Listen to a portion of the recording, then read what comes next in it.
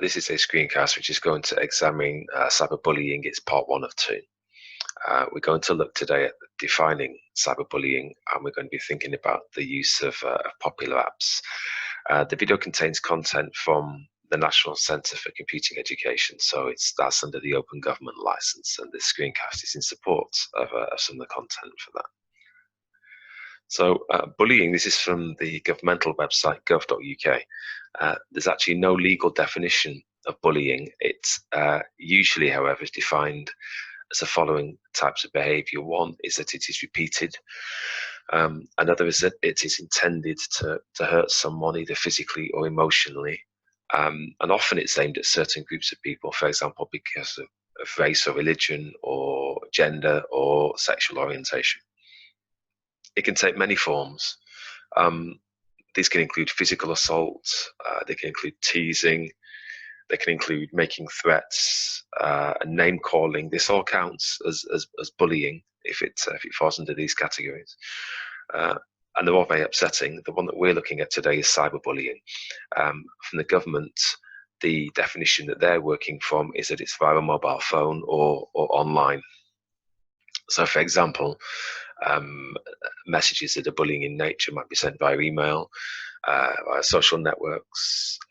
It could be via chat rooms of some kind. It could be via YouTube.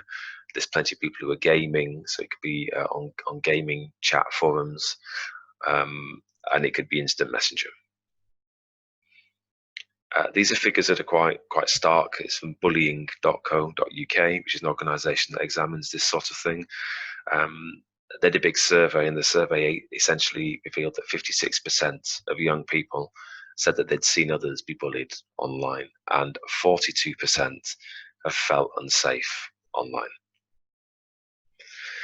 So there's a number of examples of ways in which cyberbullying can occur. Harassment is a very common one. It's where somebody is sending offensive or insulting messages about somebody. Denigration is where somebody sends information or images about people that are that either intend to humiliate them or that are fake.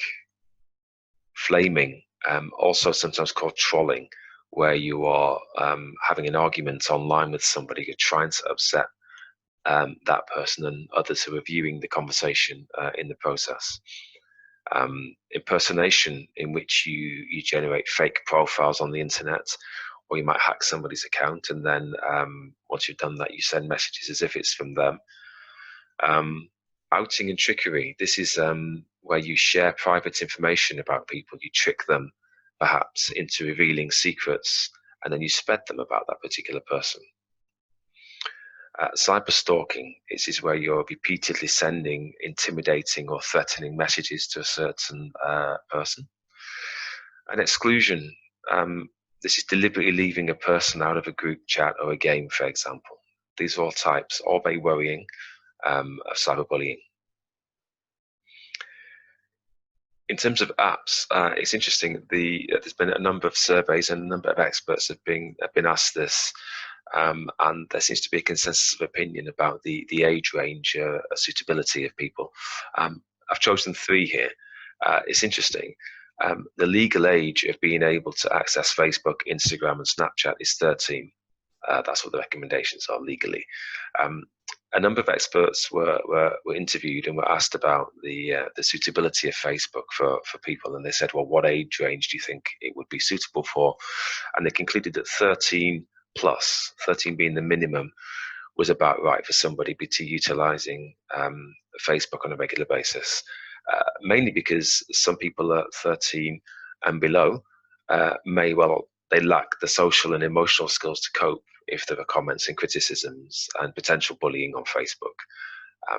Certainly, if you think about Instagram and Snapchat, which tend to be more popular amongst teenagers, you'll also see that the age range here for some of the experts are saying, well, 13 plus, and some are saying actually it should be 16 plus. Instagram is a highly visual platform, of course.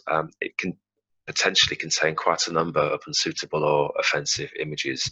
It's also interesting that the notion of Instagram is that many people have been reported that they're judging their self-worth by the number of likes and comments and shares that people are revealing to them as they post images, and that's a bit worrying that you're defining yourself by how many other people like a particular image of yours.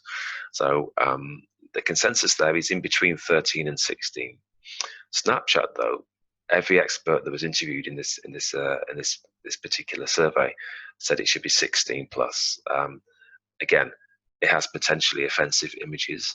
Snapchat encourages people to geotag, in other words, to post images of where they are in almost a live way, so that you're very easily identified about where you are at that particular time or where you've been.